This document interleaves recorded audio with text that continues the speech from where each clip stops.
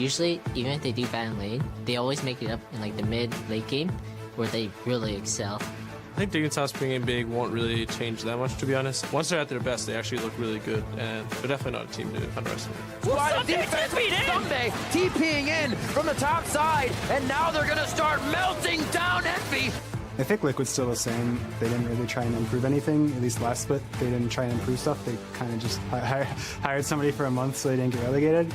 We're just going through our options, like trying to figure out what needs to be changed. I'm pretty optimistic. I will never quit on Liquid. CLG looked pretty good with Dardock. I'm expecting to have them put up more of a fight than PL and FlyQuest did. Echo Fox, the only consistent member on their team is Froggen. Down next, a double kill going the way of the Echo Fox mid laner. When you're playing against a team where you only have to worry about one player, not their teamwork, it's not a match you're too worried about.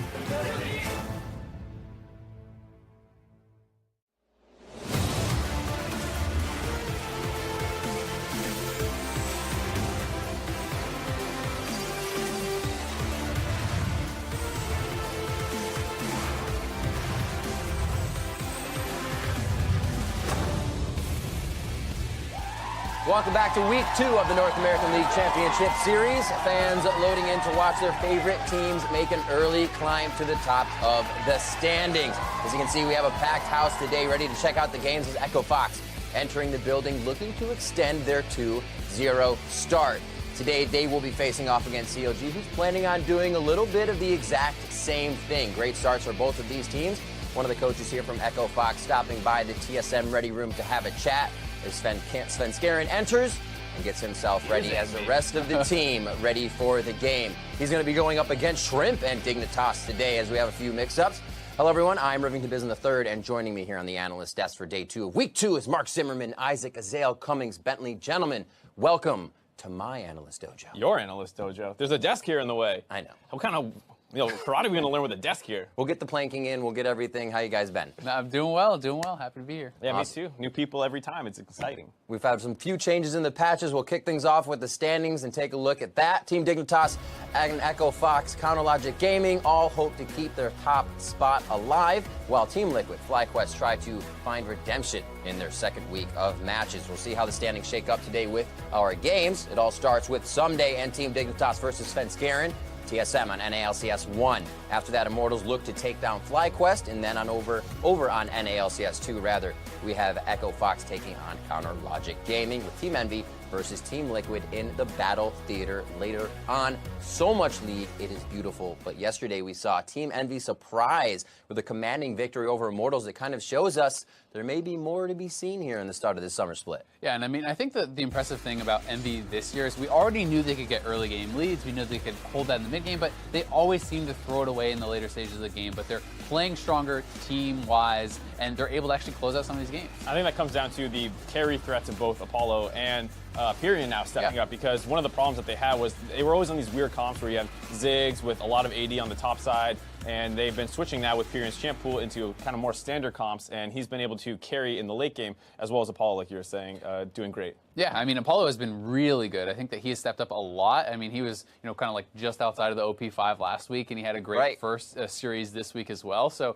I mean, if he can be playing that well, Envy is a legitimate big threat, because we already know that Lyra is an incredible jungler. Well, the team talks a lot about confidence. They have Lyra. They talked about Macro, all good catalysts to keep doing well. A few teams did well in week 1, but Immortals could not hold on to that streak as Echo Fox and CLG could to that 2-0. Now Echo Fox and CLG facing off. How do we feel about that matchup today, gentlemen? I mean, the big one to talk about, of course, is the mid lane matchup. 2 completely different playstyles with their mid laners. Froggen, very resource heavy, wants attention drawn to him. That Lucian game, he has the Ivern constantly giving him double buffs, bringing people to his lane. Huhi, the complete opposite, taking the Aurelion Soul, getting out of the lane, trying to influence the whole rest of the map. 2 great players that play the game very differently. Yeah, and I mean, Froggen has had a really good split so far. He's been popping off in a lot of his games, but I think Huhi has had a good entire year. I think he was great in Spring Split. He has had a strong start to this summer as well, and the jungle matchup is something you also kind of have to talk about, because Grig is going to be coming in, swapping out for Acadian, and he's going to be going up against Dardock, who had a bit of a slow start last week, but has been known to be someone who can take over games. And do we feel like that is going to be a bigger matchup than the mid lane, or do you think they'll kind of just... I mean, it's going to be interesting because previously it was Acadian and Froggen taking over early games, and the two of them would try and take over the whole game. Whereas Dardoch and Huhi, at least in the first series that we saw in the first weekend, they didn't have a ton of synergy where they comboed for plays together, quite like Froggen and Acadian. So it could be the kind of thing where once again we don't see that much jungle mid synergy, and it's about each of them trying to match up individually, where Froggen's trying to crush Huhi in lane, and Huhi's trying to get out of there and affect the side lanes. All right, in this week's patch, we do see coming in on 7-11, which we saw kind of coming into effect in our games yesterday. Yeah, we definitely have, and there are, a number of changes. One of the big ones that stands out to me, though, is Malzahar. The buff for him, I think he's actually insane as a mid laner right now. His wave clear, his pushing power is so high, and his ultimate does such an incredible amount of damage that I would like to see teams pick him up, even though in the past they've been slow to adopt those changes. One of the ones they weren't slow to adopt was Rek'Sai, and maybe they should have. Yeah, maybe think a little more about that one. Not super great. The ultimate is a little underwhelming. People are able to get out of it. We saw the one time Smithy really got a kill with it. It was like a 2-inch jump, and the kill was already kind of secured. Yeah. The big loss on the Rek'Sai was the multiple man knockup, because in the late game he kind of became a CC bot with the flash initiation unburrow. And now without having the multi-man knockup, she lost a lot of her late game team fighting prowess. Yeah, I just think the ultimate is so unreliable that it's not really worth picking the champion until that does kind of get fixed up, perhaps next patch. But there were some other changes. Tabbies has been something that people have been wanting to be nerfed for so long, but they're still very good. When you're using them into the correct compositions. Doran Shield, kind of conspicuously was not changed, so we can still see a lot of playmaking supports, because that had been enabling 80s to survive lane and allows people to play things like Rakan and Bard. Let's go. Get those supports in there. So you've heard our opinions now, but make sure you jump over onto Twitter and join in the conversation as well. Tweet to @LOLesports. Use the hashtag NALCS. Share your answers with us, and we'll check those out later in the day. The question is, which playmaking support do you want to see in the NALCS, and why? We'll be pulling from the bunch to share some as we close out the show. So now, without further ado, it is time to kick it over to our casters to get into game. Thank you very much, Riv. I am Clayton Captain Flowers Reigns, and joining me on the cast today is the Zaya to my Rakan, Aiden Zyrene Moon. What's going on, buddy? It's going great, man. I'm excited. I'm ready to be back in the battle arena here. Oh, ready yeah. to cast some games. Big game coming up today. We've got our first match with Team Dignitas taking on TSM. Despite returning to their dominant 2016 summer roster, it's clear that TSM still has to dust off some of the cobwebs. Yeah, that bottom lane needs to work on that synergy still, but a lot of people were pointing to Bjergsen's Galio in their last matchup that they lost, but he actually still looked really good, and coming off of an international tournament where you kind of got crushed by some other styles, I think it's important to be able to play to all of your lanes, and the fact that they put Bjergsen on something that's a little more supportive, people were kind of up in arms about that, but I don't think that's really where they should be pointing. I think it's the side lanes. I think it's people like Hanser, who was put in a position to carry, but he was dying during the laning phase in these champion matchups where you should be able to at least go even, wait for help, and then get out of the laning phase because his team is relying on that. And today he's got his work cut out for him. In this matchup, he's going against Someday, who's looking like the monster that everyone expected him to look like at the beginning of last split. Yeah, context on that. 2016, both spring and summer, Someday in the LCK was second in MVP points, both splits right behind Smeb. So we were expecting some huge performances from him. And if Hanser's dying in the lane, you got to talk about Someday being a guy who could potentially kill him in lane. He's had some great carry performances this split already in only 4 or 5 games in for Dignitas. And we talked about the communication for them. They were focusing on that. They're focusing on the process. They brought in a new support in Big to improve the communication, and it's unlocked Someday. His TP plays were incredible, and you can see just from his kill participation, #1 for top laners, and that's the stark difference here, is that Hanser is second to last in KP. His team is doing stuff without him, whereas Someday kind of is the team right now in the top lane with so much in terms of the first for top laners category, crushing the lane, crushing the whole game, and that's really what TSM have to look out for, but Dignitas also want to unlock. And you can see some of those stats look comparable, but like you said, others, you're comparing 1st to 9th in terms of those rankings. So some very large disparities in a couple of those categories. Coming into this match, though, Bjergsen looks at the consistency factor when facing his opponents today. I think Dignitas bringing Big won't really change that much, to be honest. I think they're just trying to try out different supports and mixing it with Expressial, but I think it's mostly going to come down to how adding like St. Vicious and Cop together in the coaching staff is going to affect the team, because they still have the same players, and I think for them it's been a lot about consistency. With Keen and Chaser, they have had kind of inconsistent games, but once they're at their best, they actually look really good, and they had a pretty good end of the split last year, avoiding relegations and winning a bunch of matches in a row, so they're definitely not a team to underestimate. couple of things in there as well to pay attention to. Big, I definitely think, is a big playmaker for the team where he roams around on things like Thresh. So that could free up Keen, like Bjergsen was talking about. But also Chaser, you talked about him in the jungle. They have Shrimp today. They've made a substitution. So there's something that might throw TSM off a little bit. And you've always got to keep those things in mind. Any little change or substitution could make a big difference. But speaking of those rosters, let's go ahead and take a look at the starting lineups. On the blue side, we got Team Dignitas with Someday in the top lane, Shrimp now in the jungle, Keen mid, Lod bottom, Big on support, and the process himself, Coach Ka. And facing them on the red side, it's going to be TSM. In the top lane, it's going to be Hotzer. Jungle will be Svenskeren, mid Bjergsen, bot double lift, support Biofrost, and Coach Park. You can always tell when you're casting the TSM games, Irene. Yep. The fans go crazy for the team that they believe in. And If I ever TSM, forget who I'm casting, they'll remind me. they'll always let you know. You are not going to be forgetting for long. But TSM, the team that was #1 in Spring Split, didn't have a completely dominant week #1 in Summer Split. They went 1-1 so far. Now looking to just start getting back towards that dominance in ALCS. Yeah, and when they won Spring, some people were surprised because they thought they would take a hit with having Wild Turtle on the roster instead of Double Lift, who was big for their shot calling. Brought him back in. Bottom lane still has a little bit more synergizing to do, so that's what a lot of TSM fans are looking for, is they're looking for that 2016 Summer Split type of performance here from this bottom lane of Double Lift and Biofrost. Well, let's see if TSM can find their second series win with this couple of games here against Dignitas, or if Dignitas will go up to 3-0 and take down the Titans in North America. LeBlanc and Thresh banned away first and foremost by Dig. Zach, the first ban from TSM. Zach, a very, very popular ban these days. Not a lot of people willing to play against that. Yeah, not a lot at all. Some people do want to play against it, and they'll play like Janna, like we just saw in Europe with G2, when they were able to kind of pick around it. But still a very risky pick to just give up first pick to your opponents, especially when they're running a substitute jungler like Shrimp, who hasn't played on the LCS stage in a few months now. I would say it's about over 6, maybe 7, 8 months now. He did play in Japan. He played 5 games for Detonation Focus Me, went 4-1, and then got subbed out back in February. Syndra, the third ban now for Dignitas. Galio, the second for TSM. A couple of mid laners being targeted by Dig, really respecting Bjergsen and his traditional style of being the carry for TSM. We mentioned a little bit about fans' distaste with him playing something that's not a carry. Well, Dignitas would love to see him on not a carry, because the carries are what they want out of the picture. Elise will be the final ban from TSM as well, focusing even more towards that jungle. Exactly. Actually throwing respect bans towards Shrimp, not disrespecting the fact that he's subbing in. But yeah, like you said, with them really wanting to have, or TSM fans really wanting Bjergsen on a carry, they ban out their own Galio, so I guess they're giving some fan service there, making sure they don't even play it.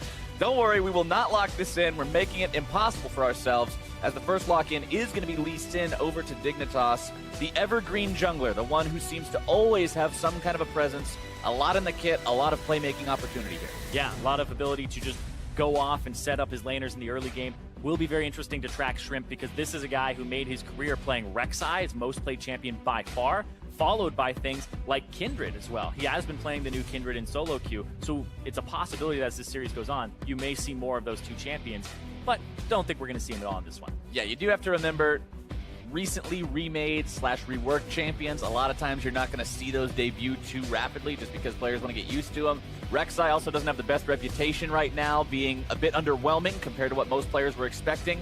But TSM, they're going to go ahead, lock in themselves some ranged powerhouses with Kennen and Caitlyn first picks. Have the Caitlyn for the bottom lane immediately. The Kennen is really interesting, but this means they aren't going to play it in the bottom lane, but they'll be playing it top. Hauntzer, 2-0 on Kennen. He's only won games this split on Kennen. The other two, Rumble Fiora, have lost on those two carries, so they were looking for bully power when they're up against Someday in the top lane, but the Jace is most likely going there as a counter. Jace versus Kennen in that top side. Varus going to be the pick from Dignitas to also deal with Caitlyn. It's going to be Lod piloting that one up against Double Lift, who looks like he might have some extra supporting power if this pick goes through. TSM thinking about that Ivern. A couple more seconds before they actually have to make the decision. It looks like that will be locked in. Yeah, huge power here with the Ivern. You pair that up with Caitlyn, the headshots actually just stack up way faster. You can put traps in the Brushmaker so people can't even face check those if they wanted to. And this becomes a composition where you're looking at it going, okay, maybe they could run a Lucian mid, but then that would be a completely AD composition. Right. They'll most likely round it out with something along the lines of a Cassiopeia, something that has a lot of sustained damage to make sure that they benefit from the shields and have some AP. And talking about the Brushmakers, talking about the traps from the Caitlyn, The siege and anti-siege capabilities of both of these champions are very strong, and when you put them together, it can just be this insurmountable task to have to get past unless you are seriously coordinated and know how to do a team fight trigger pull to instantly go after them. It's going to be a tall order for Dignitas to be able to execute on that if TSM gets ahead. Zyra banned away first in the second part of the bans for TSM.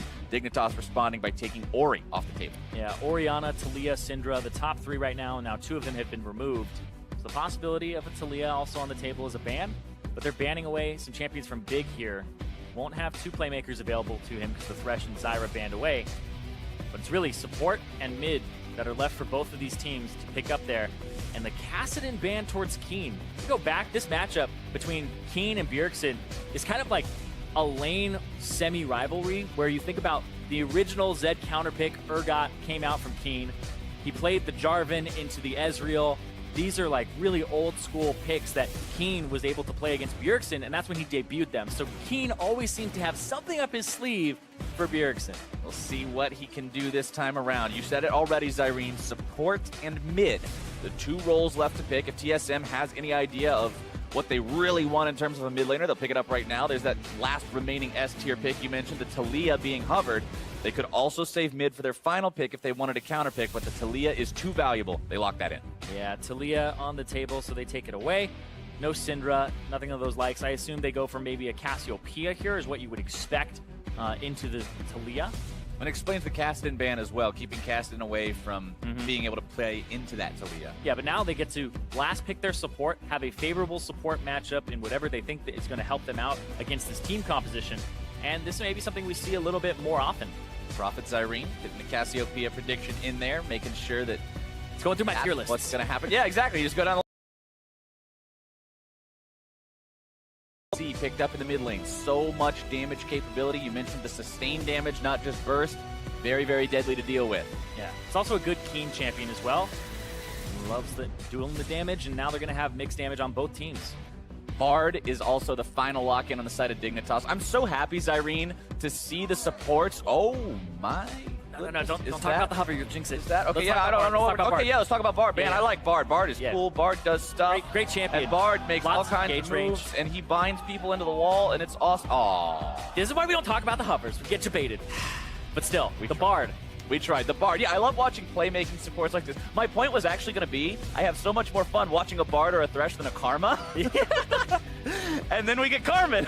That's Karma. Well, they just want to push the lane in and make plays. But I like the Bard pick here because if you think about the compositions against each other, Dignitas had really no solid way to engage aside from a Lee Sin kickback, which becomes unreliable. And then you also have the Varus ultimate, which then means Varus at least has to be in range for that. Right. Whereas the Bard can just alley-oop, just throw it, go for the Hail Mary, and try to get himself that play. And that's really what you want when you're against this composition that has no tank for TSM. And when a Bard play works, it really does work. And it looks really cool to see him be able to land the Tempered Fate exactly where he needs it, get the binding right as someone comes out of the Tempered Fate to lock 2 people together or lock someone into a wall.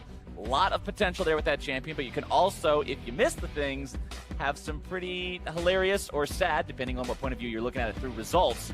The TSM, you mentioned, they don't really have a tank. They do have a lot of shielding capability. They've got kiting. They've got distance. But if they get jumped on by Dig, if they can find that initiation you were talking about, that's their win. Yep, shielding and kiting, and that's going to be how they kind of make up for not having a tank. But both teams really don't have a true tank. But the thing that Dignitas has over TSM is they have engage power. They have the ability to start those fights, and TSM will most likely be playing from a position of will siege and try to avoid the engage, which becomes very difficult to do if your opponents are on point. Listen to the crowd, Zyrene. Dignitas cheers, TSM cheers. These guys are ready for the series, and so am I. They're off from the summoning platform onto Summoner's Rift for the first time today. Ready to make their mark here in Week 2 of the NALCS. Still plenty of time and plenty of games to go till we reach the end of this one. Everyone wants to make a name for themselves and be a strong contender. Yeah, and I want to watch Shrimp very heavily this game because Chaser and Someday had their synergy down, and we saw Chaser have a little bit more presence across other lanes as well. What does Shrimp bring to the table here? Why is he playing? And we're going to find out eventually exactly why they're running Shrimp, or at least get more context on that as the day goes on. One thing I want to specifically look at in terms of where he goes and who he helps. Remember when we were looking at stats for Someday from Spring Split? When Someday got kills in lane, when Someday made plays early on, it was always Chaser helping him. Almost some absurd number, 85, 90% of the time. Is Shrimp going to make that same investment in Someday? Because we talked about his carry potential, his ability to win the game, and if he needs help doing that, you've got to lend the help. Exactly. And we talked last split near the end about how Dignitas looked best when they were playing reactive and when they were playing with freeing up Someday to help everybody else. This split, they've looked best when they're engaging, when Big is making a play, and when Someday is freed up and is just crushing the lane. He's not helping other people. He's just Lucian 1v3 topping and those types of plays. That's when they've looked best so far this split. And right now, we've actually got a little bit of an interview with Freak, who got to talk to Cop about what Dignitas is up to today. Thank you very much, Flowers. Yeah, so I talked to him about the roster changes, both Big coming in support as well as Shrimp in the jungle, and he said both these were for communication reasons, to have the team be more vocal and work together a bit better. Also asked him about Someday playing more carry top laners and said, were you excited about that? And he's like, well, maybe, but there's also more counter picks, so there's some pro and some con there. Back to you guys. Shrimp actually looking for an invade here or possibly a play bottom. They started on the red. He's going to look for double lift here before they hit level 2. Big walking up, going for the play. Level 2 gank from Shrimp. Double lift going to be stunned up. The damage coming through, and first blood for Shrimp. Dignitas gets on the board. Man, that Shrimp ain't even on the Barbie. He's going 2 minutes in, and they are already finding first blood. This is an aggressive team Dignitas. And that means that also he's not going to get punished. He's not going to lose his blue just yet. Ivern can usually just smite steal that thing away, but Ivern Svenskeren started on the top side. They knew that because they saw him there when Someday was kind of poking around. So Shrimp won't lose his blue for that play either. Ends up being real good. Exactly what they needed. One more look at it here. And like double lift is actually the top side of the lane, which is right. Have your support on the bottom side for brush control, but he doesn't see Shrimp sneak in because Shrimp takes the perfect route, and Big Ignite throws down the Q. It does connect for a stun, which makes the easiest Sonic Wave resonating strike of your career. Yeah, there's no way you're going to miss out on that one, but look at the fan vote, 81%. Yeah. Rocking those TSM chants saying that they're walking away with the win from this one. Yeah, everybody saw what happened with the 90-10. That's right, 90-10, Immortals versus Envy, and who walked away with the 2-0? It wasn't the team with a 90% fan vote, so can't always trust those numbers to tell you the outcome of the game. Can tell you who's got the most fans, though, and TSM, you gotta say, they have a fan base for real. Yeah, for sure. And that's what you're picking that bottom lane for, that poke there, but you can see Lod still has 2 potions, just popped 1, and he has the Doran shield, so he'll be back up to full in no time. It's one of the reasons that we're seeing more of these playmaking supports is having somebody like a Karma poke you out of lane. It's way harder to actually poke somebody and get them out of the lane completely. Top side between Someday and Haunter, just going to continue to trade basic blows back and forth. Dorian shields up there as well. If auto attacks are the name of the game, get the thing that reduces the damage, gives you the regen, and just keeps you up there, makes it so you will scale into those later parts of the game, do that damage. Yeah, and the interesting part about this as well is like a lot of people are taking Fearless, the mastery that gives you more armor. You can see in the bottom left-hand corner how it's ticking down for Lot. It's the green one. It just gives you more armor, more resists, and 80 carries are running it now. Top laners are running it now constantly. It's in the same tree as, reduced summoner spell cooldown in that same part, so people have kind of given that up for more resistances in trade. So everybody's kind of moving towards lane phase, lane phase. That's where we really need to just stay and not lose, and that's how everybody's kind of playing right now, is to not lose that lane phase, because it's so hard to actually win it. Right. It's one of those things where you don't have to worry. You're not going to have to worry about the late game if you lose 20 minutes into the match anyway. Yeah. So everybody's just kind of playing like that right now. Even top lane, like we saw the Doran shield, they both have 2 potions still. They haven't even dipped into their potion supply in the slightest. Right. Everything's pretty fine for them down here. Not too big of a worry just yet. This game still very close in terms of gold. That first blood for Dignitas that had assists on it. Svenskaren's invading right now. Warded over the wall. Shrimp is going back down bottom. He bought a Tiamat for himself. Interesting buy on Lee Sin. You normally don't see that at all. You usually go straight for the Warrior. Yeah, the Tracker's Knife into the Warrior. You get the Ward Hop potential. Warrior is also a very cost-effective item in terms of the enchantment power.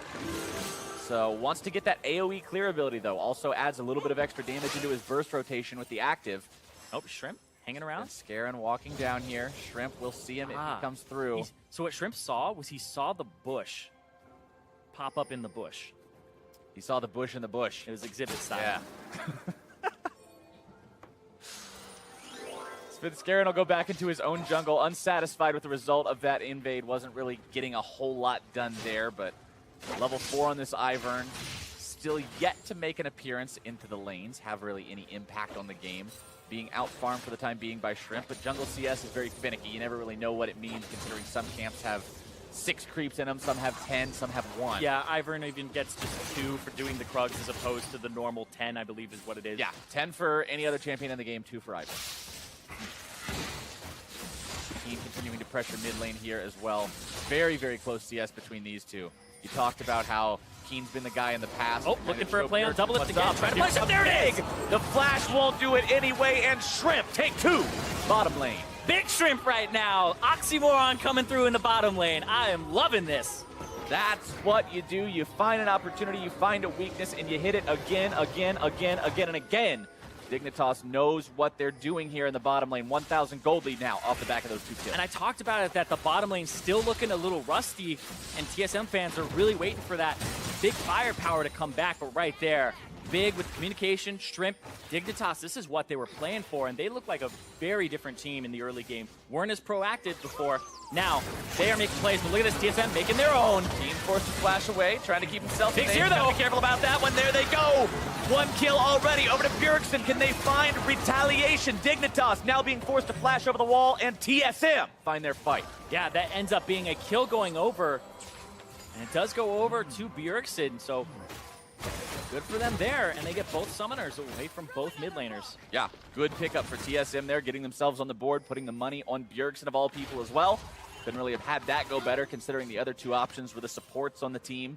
Ivern, not really a typical jungler, much more akin to the support role, but here we go. Yeah, King was trying to go after Biofrost here, who was clearing out a ward, and that's just kind of a play where you give it up. I feel like he felt as though Shrimp and Big were closer, and then he got root collared from Fog of War, so it was great from Svenskeren to help them close that distance.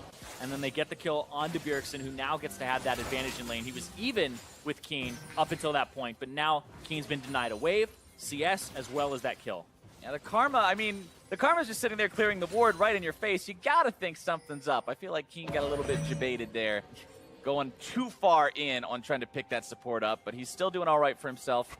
Slightly further behind in farm now, but he does have the tier, getting that stacked up as fast as possible. Then my favorite part of Ivern games is the free blue buff to the mid laner, but the top lane.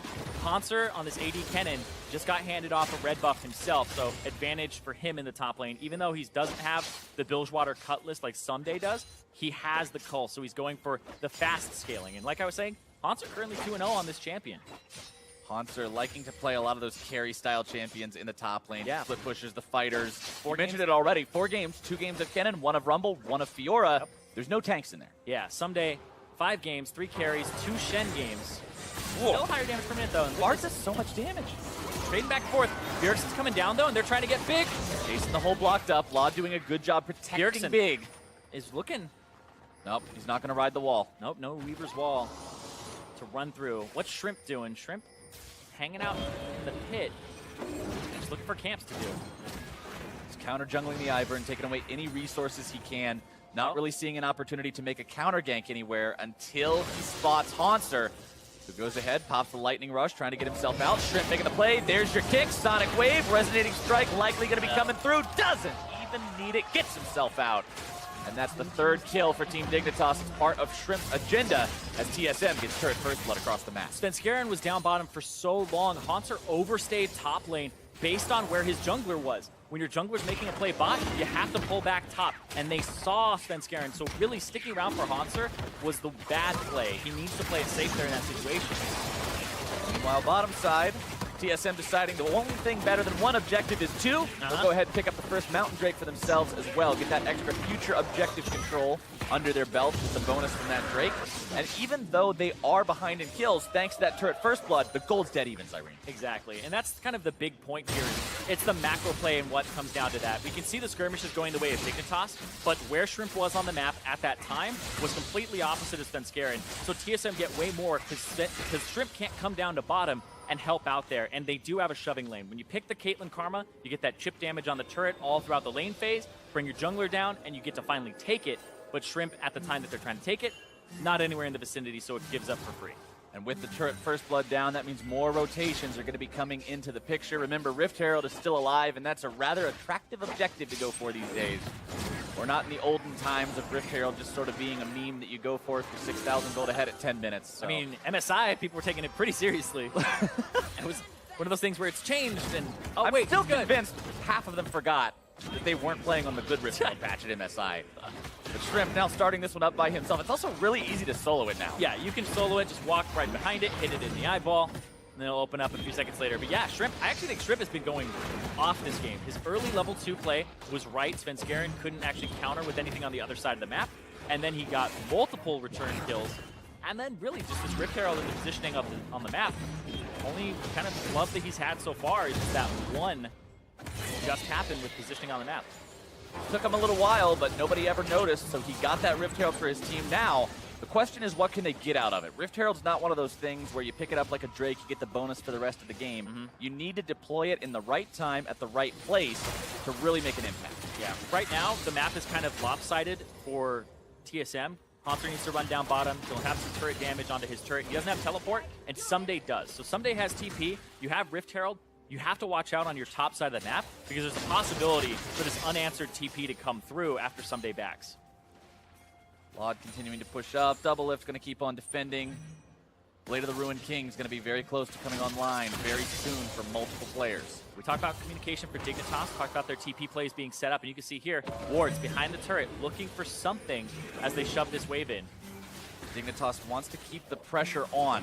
They still have a very slight gold lead, even though they're down on objectives. They're about to change that with Rift Herald being summoned. And they'll ram her face right into that turret. I finally remember that Rift Herald is in fact a girl.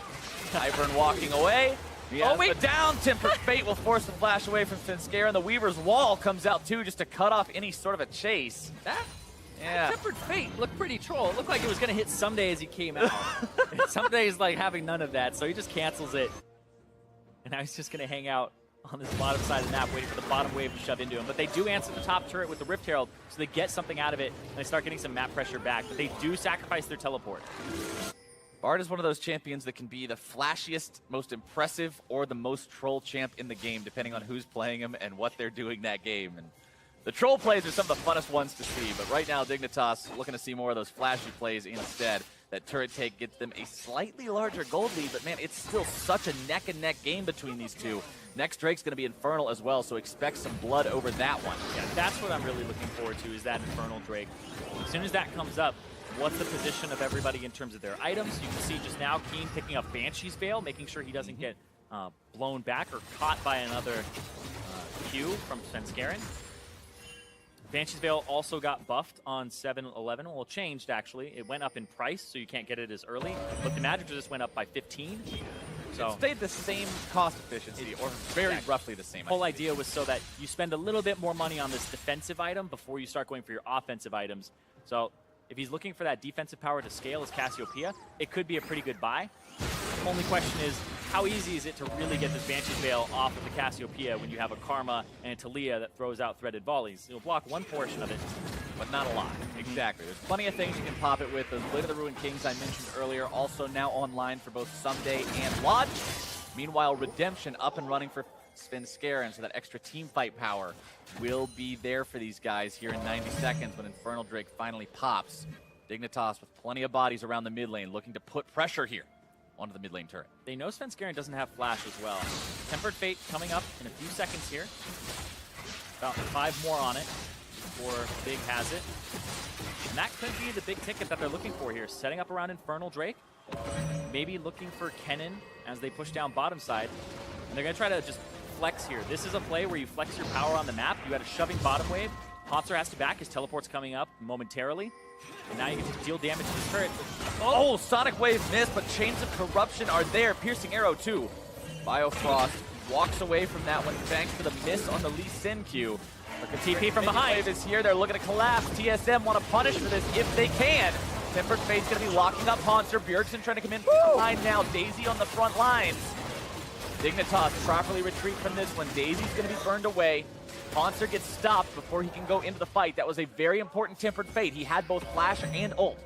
Very important that Big landed both his Q and his Tempered Fate. Because his Q on Svenskeren stopped that Root Caller from being 1 step or 2 more forward. And also the fact that that Tempered Fate hit Haunter right on point. Good disengage from Dignitas, almost putting themselves in a tricky spot there, but instead walking away with it. Now shoving yet another minion wave into the turret, and that means that they will secure this one. One more auto attack from Lot will do the trick. Take these guys up to nearly 2,000 gold ahead as Infernal spawns. And Dig will get this Infernal based off map positioning. Haunter blew his TP there and got nothing for it because of Big, and that means he has to go clear top wave, and it puts him in a position where unanswerable TP from Someday, 100% Dragon for Dignitas. Big has been playing the micro perfectly, and that's what's leading to some macro advantages because TSM doesn't get anything off of their play. Dignitas definitely coming out better on top in that one, being the team who recognizes the opportunity to have the macro edge. But now, have to see what they can do with that. 65% Drake control. Third overall in the NA LCS so far for Dignitas summer split. But TSM will respond, taking down the top lane tier 1, saying you can play the objective game, well we can play it too, tying up that turret count 2-2, bringing the gold again back under 1,000. The next one of these big fights that we see, Zyrene, the next big 5-on-5 fight that goes convincingly one way is going to determine a lot about the tempo and the pacing of this game. Yeah, and this is such an interesting game from a champion select standpoint as well, because TSM, they're okay to scale, right? They're okay to have their double AD composition plus their mage and double shields and kind of play the tankless comp, but their engage isn't that great. They really rely on Bjergsen to kind of wall people off and look for those rotational plays. So it takes a lot of setup for TSM to really find something, whereas Dignitas can counter that with a Tempered Fate or make their own engages happen. Look at this right here.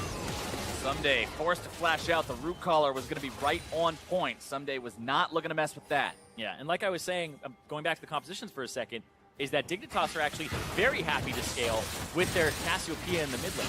They're okay for these late game fights, but they can actually have those mid game fights. So it's kind of like when you have somebody on your team who's like, let's fight now, and your mid laner's like, whoa, bro, I'm like level 5 Kassadin. Like, I don't do anything. No, that's not going to work. But you're like, I'm Bard, I can engage, I can really make this happen. So they're trying to look for skirmishes early on Dignitas' side, not those big 5v5 team fights yet. Meanwhile, TSM utilizing that siege power we were talking about with the Caitlyn and the Ivern, setting up rushes. You can set up traps if they try to defend it. Dignitas will steal away the red buff, but if you trade a red buff for your bottom lane tier 2, that's not a very wise trade. Yeah, but what they're trading for this, though, is the potential to get both mid and top tier 2 here. Mid turret's going to take some damage. It won't actually go down here because they didn't actually put all the resources into it. The top turret is where the focus is now as Haunter's backed off, which is right. You saw what happened to him earlier when they were making a bottom lane play and he got ganked top. Avoiding that this time and playing around it. Now a tier 2 and a red for a tier 2. That's a much better sounding trade for Team Dignitas. 3 turrets down now on both sides. TSM and Dignitas both breaking that tier 2 line before 20 minutes. As Shrimp looks for a play here on mid lane, potentially. He's got the ability to jump behind, but he's got to be careful. So what he's really looking for here is potentially Bjergsen, because during that tier 2 take, Big ultied and got Bjergsen's flash. So Bjergsen no longer has that summoner spell to reposition himself from a flash kick. Bjergsen will have to be very aware of that for the next 5 minutes or so as he has to keep eyes on Shrimp, make sure he doesn't get himself kicked. Talia's got no way out if she gets kicked into the fight. She's just going to be stuck there and bursted down. Yeah, that's where you get the turtle shell. Just really hope that those shields are coming through. Yeah, you got to hope that the Ivern and the Karma and everybody is just there to heal you. Caitlyn's got the heal up and running as well, but if there's enough damage from Dignitas, it's not going to matter anyway. Miasma and much poison coming out from the Twin Fangs. Much poison. Much poison. Mini poison. Such fang.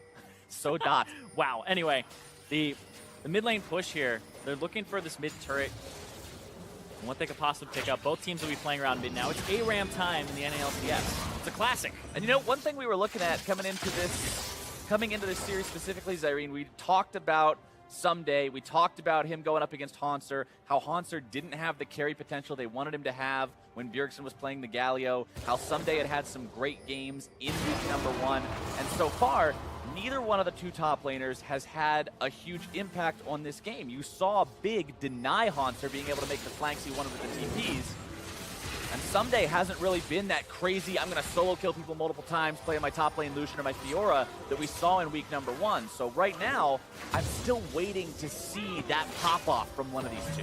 Yeah, I mean, the Jace is a champion up against the Kennen where you'll win the matchup slightly, but Doran's shield makes that pretty null, and then you get to the point where I'm poking against a team that doesn't have a tank, so he's in good shape for late game. But that's really what they're waiting for, is that type of moment. But really, it's Shrimp this game.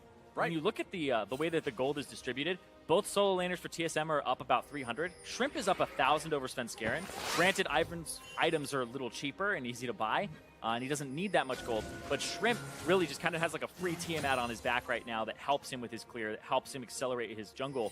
And this guy always played a carry style. I think back to his Rek'Sai and Challenger and how he would really just take all the kills, flame horizon people in the jungle, take lane farm.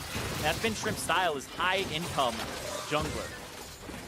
So very, very different to what you're seeing from Svenskeren, playing a champion that, like you said, has one of the lowest econ requirements in the game to actually be effective. Ivern, essentially a functioning support in the jungle. Look at this ward control from Dignitas in this topside jungle. They're just looking for, kind of making TSM scared of the Baron, because they have to check it. I mean, when you have Cassiopeia on your team and 2 Blade of the Ruined Kings, you do Baron incredibly fast. But the caveat here is you have control of the top side. You don't have Drake control, and it's up in 30 seconds here, and they're going to push down this mid turret to try and make something happen here. Lod is in an awful position. Yeah, Lod's really cut off by those traps. That's the flash over the Weaver's wall. Ace in the hole blocked up by Shrimp. That was really close to sketchy for Dignitas, but doesn't quite end up getting quite there. But that means Lod has to lifesteal off these Raptors, hope it's enough to contest and go after this Drake. Meanwhile, Shrimp's just beating them all up, taking the gold anyway. Svenskeren got, Someday got the Scuttle Crab for himself. Dignitas happy about securing some of that control over the area, but you've still got a half-dead 80 carry.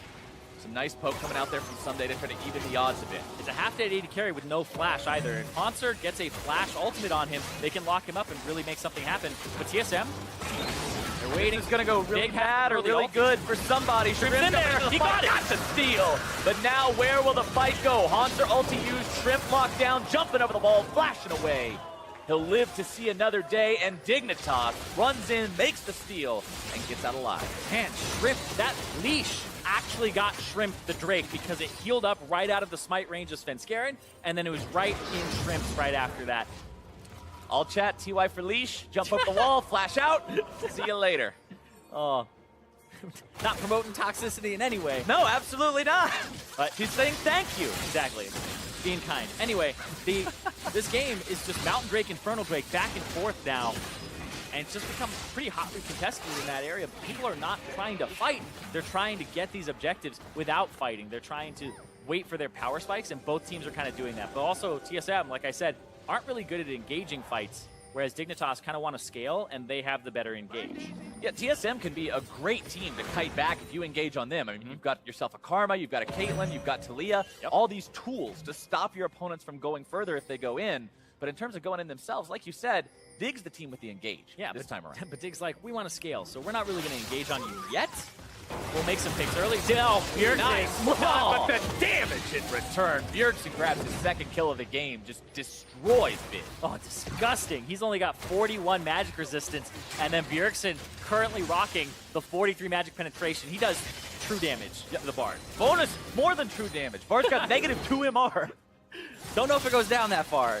I don't actually know if that's how it works either. I can't anyway pretend it functions that way, but right now, mid lane tier 1 turret's gonna fall. TSM taking that turret lead for themselves. 4-3 now is the count. They're the ones with the ever so slight gold lead as they walk up through the top side of the enemy jungle, towards Baron, I should say, seeing if they can establish some vision, take control over that area, and tell Dignitas, hey, now you've got to move into all this warded area. You've got to clear these out and make sure we're not on top of it. They're trying to get that mid turret, trying to get that priority. They've got it. For now, in terms of the zoning, in terms of the control, Bjergsen have not too many problems taking this away. They do get it. TSM not able to move in time. Daisy summoned up. Trying to get them on the scatter here because Dignitas were all kind of running around for the hills. Big opens up a magical journey just in time to get himself away from Daisy. The rest of the team falls back. Daisy's not really going to accomplish a whole lot this time around, but TSM and Dignitas, 25 minutes in, Zyrene. These two are so evenly matched. It is crazy. 1 Earth Drake each. Dignitas having that extra Infernal that we saw them take earlier. Again, still waiting on one of those moments that's really going to separate one team from the other. Even when the fight happened around the last Drake, it wasn't so much of a fight as a steal and bail. Neither side willing to commit to one of those risky fights. They know that if they fall behind just a little bit, it could be the game, and they don't want to have to deal with that uphill climb. playing very, very safely, minimizing mistakes as opposed to taking the risks to make a big play. Both sides content with this for now, but we'll have to see who breaks first. It's kind of a game of League of Legends chicken. Who's going to swerve into making that play? And it's making sure they have control of the Baron. And that's, like you're saying, it's chicken, but it's all about that setup. Making your opponents face check areas that they don't want to, making them have to set up vision and get caught, but really playing around the times that you want to be able to do the objective yourself. TSM are the ones on top of the pit right now, though, clearing out those wards, throwing down the brush. Remember that Ivern can no longer hide epic monsters inside a single brush. That was a little bit goofy, so we took that out. Baron's only about 3 stories tall, so fitting inside a 4-foot brush doesn't really make that much sense. As Dignitas pushes up mid lane now, TSM has filed out of the area. And if you're Dignitas, you're feeling pretty good about the fact that you're doing what you've done so far in the game. Shrimp with the 100% kill participation, making the plays early. 2 of those kills they had onto double lift at the start of the game. One a little bit later than the other, of course, but still they had that focus early on. They've stayed neck and neck with TSM, who, again, going into this split, we talked about they returned to the summer 2016 roster that was so dominant. They've got double lift back.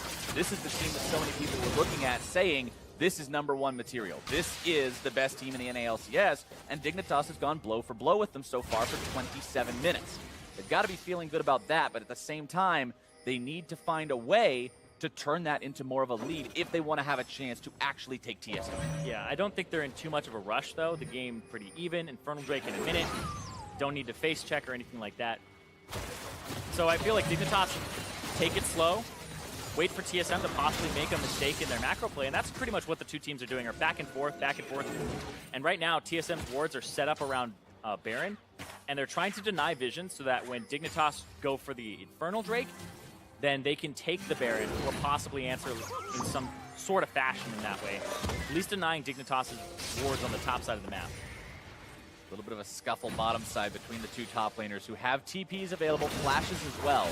I'm waiting for Big to throw out a Tempered Fate just to get flashes or possibly engage, because then your second one is just that much more effective.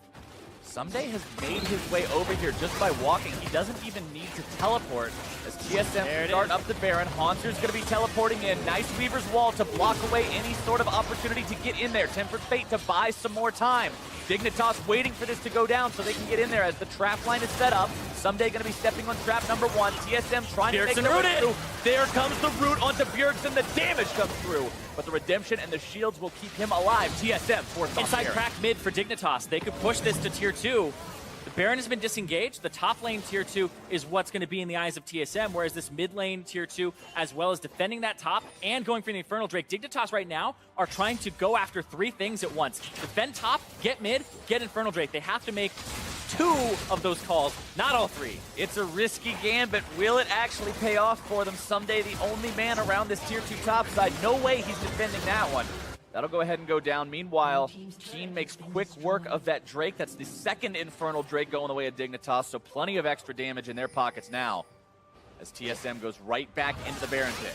And Someday kind of defends top, but the turret goes down. They don't get mid turret because Bjergsen defends it, but they get the mid wave pushed out, and that's kind of the one that I feel they should have sacked. They maybe should have defended that top with a little bit more power, because you're looking at a team that's not really going to go for a dive. There's a possibility that the Kennen flash ultis on you, but you're pretty safe from that. Kennen flash ulti, almost level 16, so that's nearly at the highest possible threat that it will be.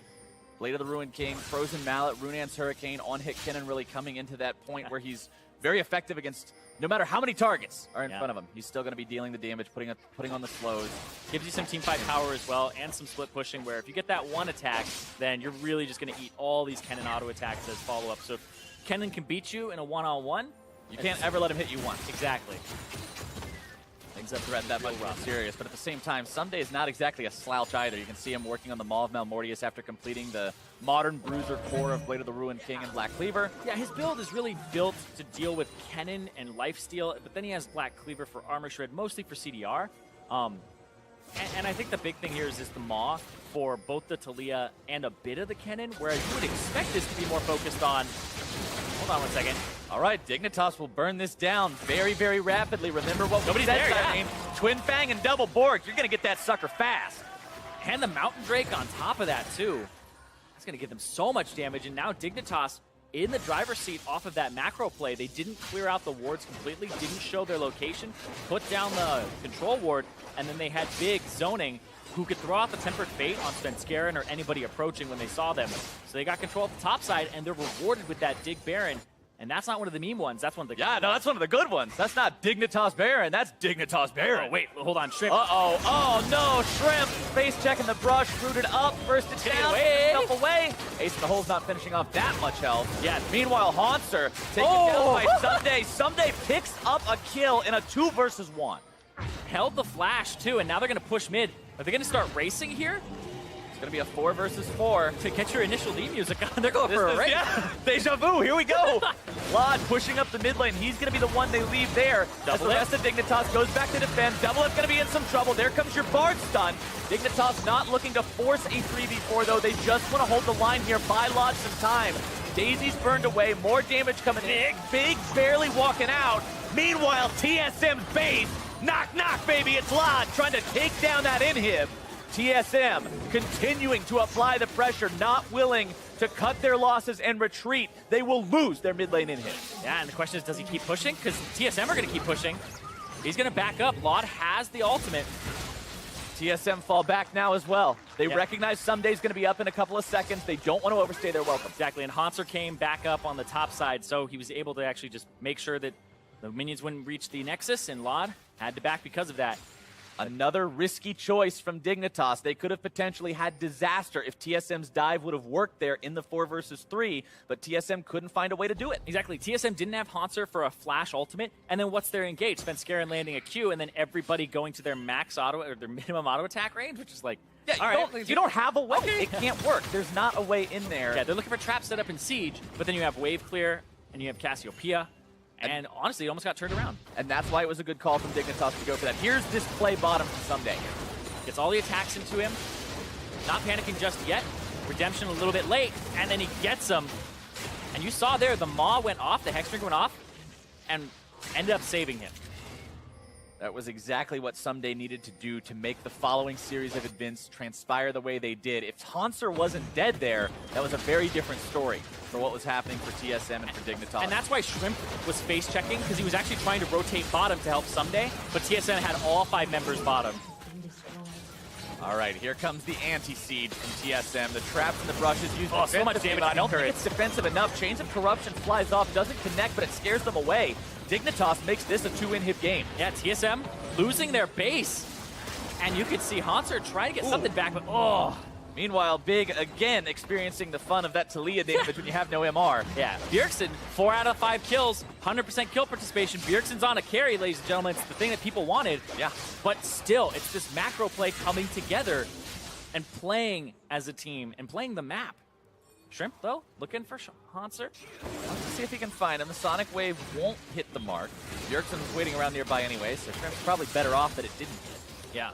Right now, though, it was actually good that they killed off Big, because now the ward placement and the ward timing around that Elder Dragon is going to be a bit off. They're going to have to fight for that area in a few seconds here, and that's what Big was doing, is he was just trying to get control of the area. Gets himself in there, too, and Bjergsen actually predicted a Bard portal over the right wall. He actually used his Seismic Shove in the Dragon Pit, so he was trying to go for something a little cheeky there. 4-5 overall in this game, despite the inhibs, despite the pushes and the fights and the picks, Irene. We're still never over 1,000 gold apart every time I check in on it. TSM and Dignitas just staying neck and neck throughout this entire race. At what point looked like an actual race, but now back to more of a standoff. Elder Drake live in under 10 seconds. Item builds starting to become very intimidating as multiple big threats are coming online with multiple items being stacked up.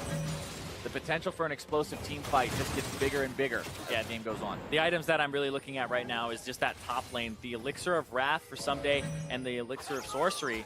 They're making sure that Elixir of Sorcery for Keen, making sure that they're ready to go in these fights. Because right now, Haunter's up a Phantom Dancer versus a QSS for Someday. Elder Drake started up. There's the Talia wall. I like this call from TSM. It's brave. They're not willing to wait around. They're forcing the issue right now. Elder Drake under half. Shrimp went in. Still up. Over the wall. Gonna be tanking for now. Drake's still low. Redemption comes down. 1,000. Gonna be tanking. Someday's low. And Shrimp gets the objective. TSM in retreat. Someday over the wall, 1-for-1 again as they chase him down, put him in the ground, and a double kill for Keen. Bjergsen's out of there. Bio is done. Shut down. Dignitas with an ace. They bring in Shrimp, and my boy steals every objective that he can. Starts the game off on the right foot, and now Dignitas going to end it. They march, slither, and stomp down bottom lane right towards that enemy base with 2 inhibs already fallen, and Dignitas will go for broke with this one. TSM will fall in game number 1 as Dig starts this series off right. And Someday sells his items, buys the tears, cries one out in happiness as Dig take the Nexus and game 1. 750 out of 750. Dignitas with some tears of joy.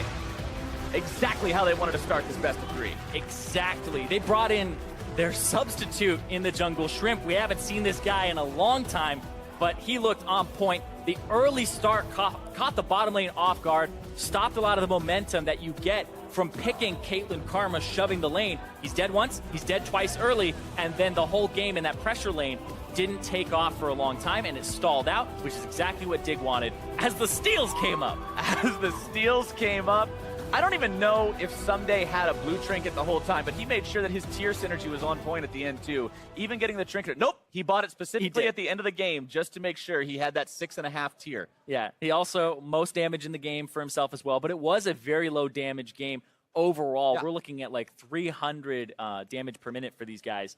And it's ended up being something that, as these things go on, macro play is meaning so much, and a team like Dignitas that was talking about communication realized that. It's not about having like the best player that you can in your role. It's about having the best team that you can and integrating those players, and it seems like they've worked on that in the offseason, and it wasn't all just, hot air. Yeah, we were getting to the point of the game. We were 25, 30 minutes in. The score was 3-1 for the longest time. These teams, like you said multiple times during the game, weren't concerned about the kills. They weren't concerned about the big fights. It was about scaling. It was about objectives and waiting for that right moment. It's exactly what they wanted to do based on their team comps. Yeah, and the team compositions is kind of the big thing for me because these were tankless comps. So you kind of just siege up and wait for whatever strength you have, whether it's engage or shielding. And TSM really didn't have a way that if they ever got a lead to force the issue except for sitting at your turret, sieging up, and then hoping that you get frustrated to try and engage.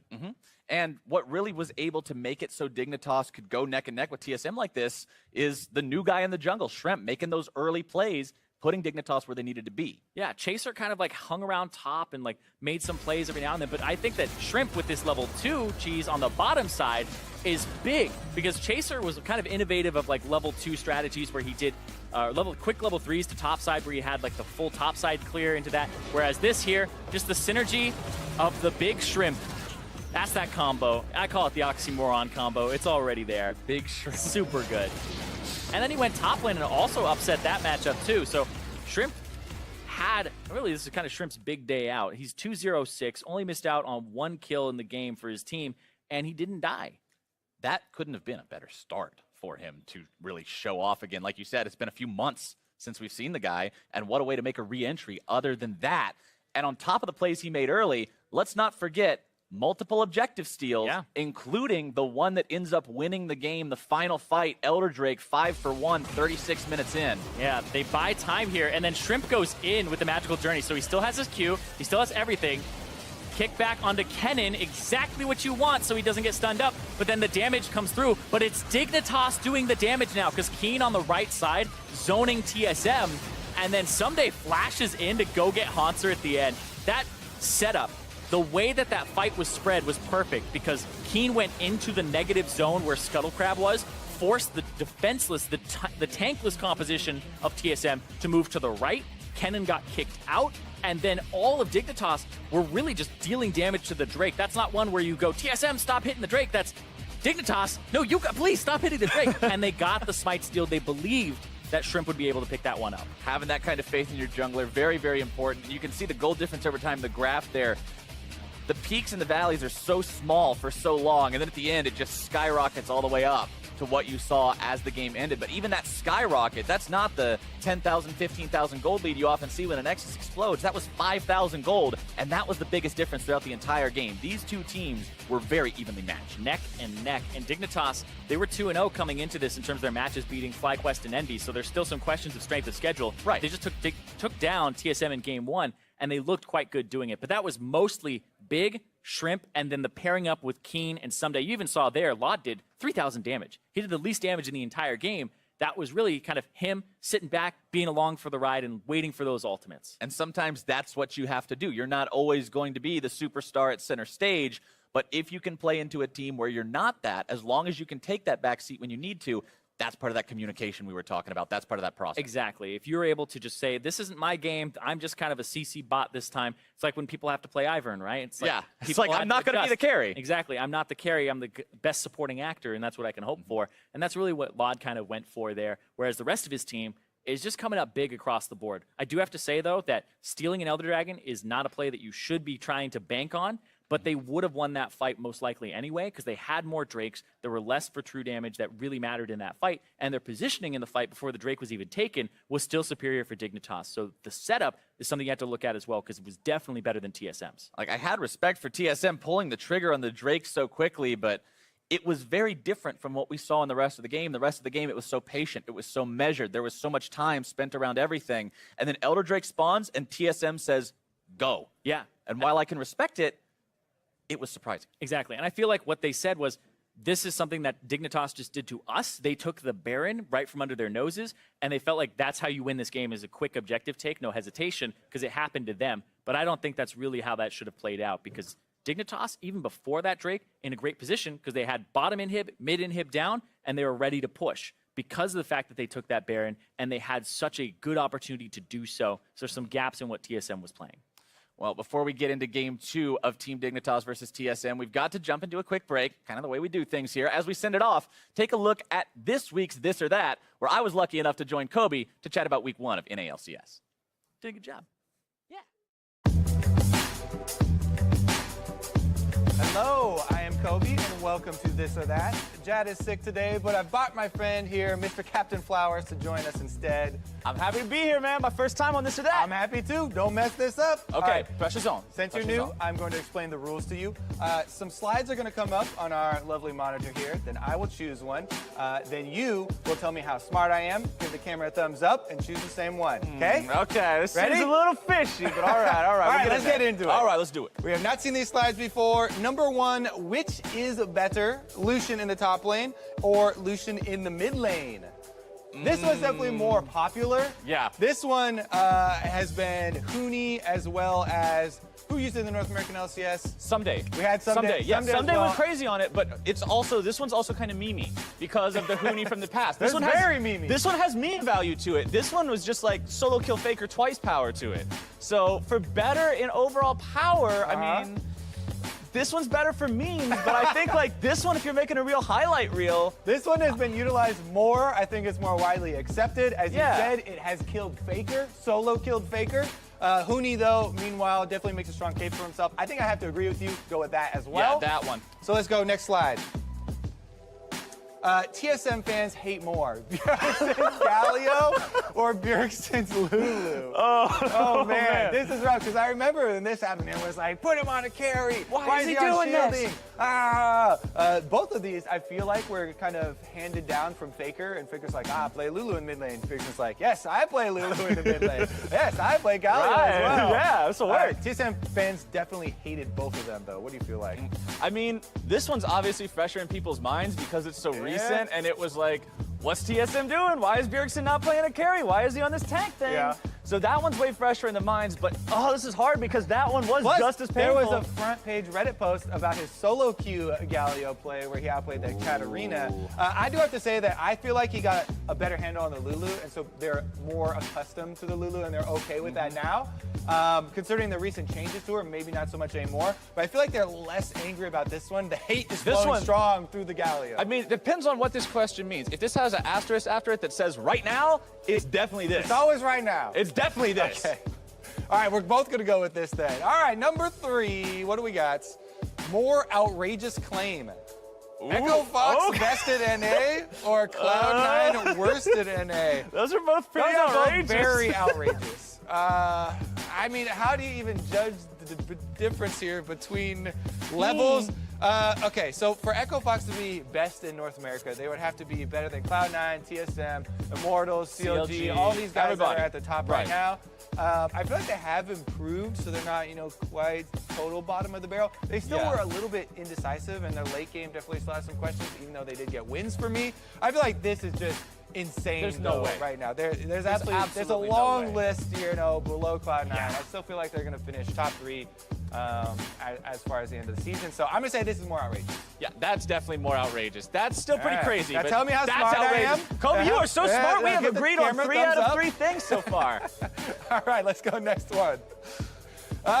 Most important bands versus CLG. I actually like this one because we can have some real discussion. Yeah. Obviously, every time who he gets is Aurelion Sol, and in recent history, they just win every single one as well. It's automatic. And people are like, why did you forget again?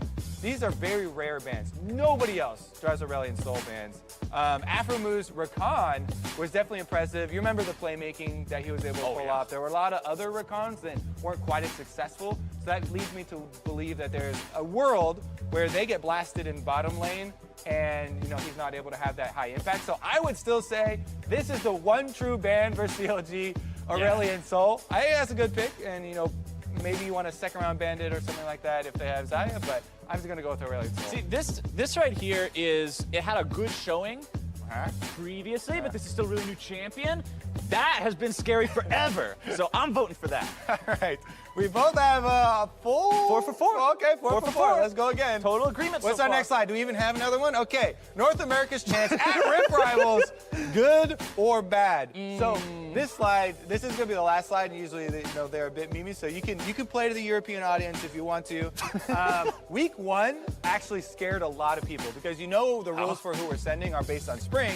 We're already guaranteed sending TSM, Cloud9, and Phoenix 1. Phoenix 1 and Cloud9 both went 0-2, and TSM split. Yeah. So we're 1 of 5, and the 1 win came against one of the other teams. So what you got? It doesn't feel. I'm leaning towards that because it's looking sketchy. But at the same time, let's stay cautious.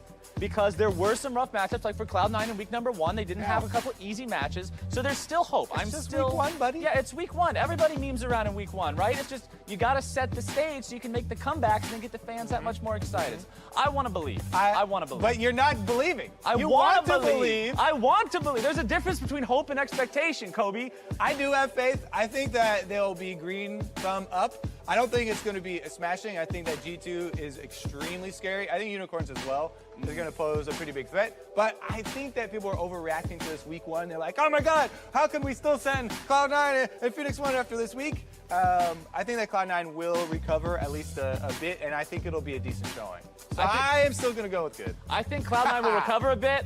I think TSM might still need a little bit more time to work on the communications and stuff after swapping double lift in, but I am legitimately worried for P1.